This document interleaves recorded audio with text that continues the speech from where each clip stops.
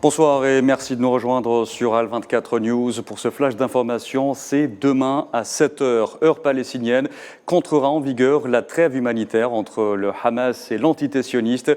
L'accord négocié par le Qatar, l'Égypte et les États-Unis prévoit notamment un cessez-le-feu de 4 jours, l'échange de 150 prisonniers palestiniens contre 50 Israéliens, mais aussi l'entrée des aides humanitaires tant attendu avec un total de 200 camions, dont 4 par jour transportant du carburant.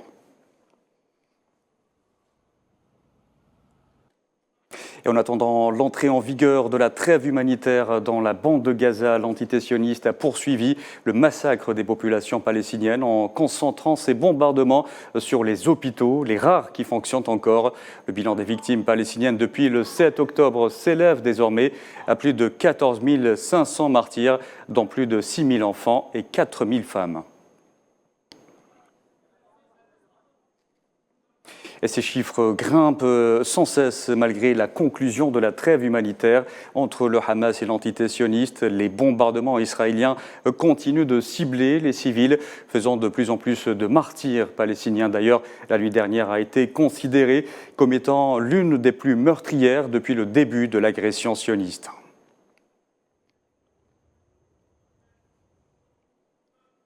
Et les forces de l'occupation sioniste ont par ailleurs ciblé ce jeudi par des bombardements aériens Rafah dans le sud de la bande de Gaza.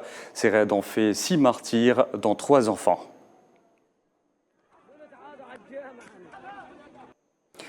Et les Palestiniens en Cisjordanie ne sont pas épargnés par la sauvagerie des crimes israéliens. Un jeune Palestinien est tombé en martyr et un autre blessé par des tirs à balles réelles la nuit dernière dans le camp de Balata à l'est de Naplouse.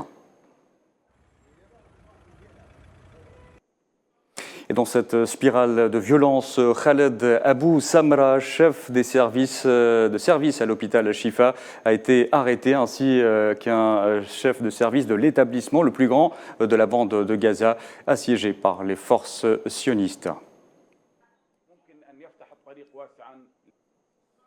Et dans ce contexte, des responsables de l'ONU ont informé le Conseil de sécurité de la crise humanitaire à laquelle sont confrontés les femmes et les enfants à Gaza, tout en appelant à la prolongation du cessez-le-feu au-delà des 4 jours initiaux, à l'exemple de l'ambassadeur de la Palestine auprès des Nations Unies.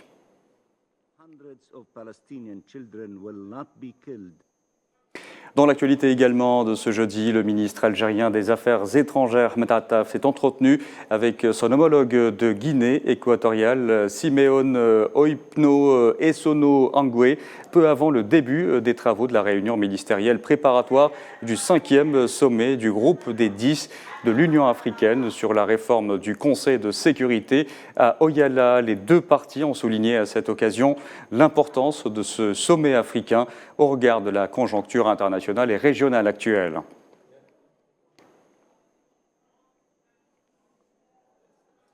Et puis enfin, le ministre algérien du Commerce et de la promotion des exportations, Taïeb Zitouni, accompagné d'une délégation d'hommes d'affaires, a été reçu ce jeudi à Riyad, en Arabie Saoudite, par son homologue saoudien, Majid Ben Abdallah Al-Khasabi.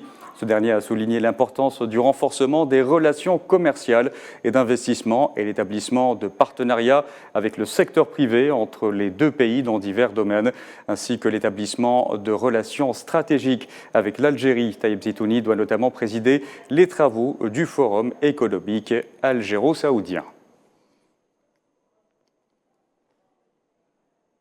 Voilà, c'était la dernière information de ce flash d'information. Merci à vous de l'avoir suivi. Rendez-vous à 19h pour le journal au complet.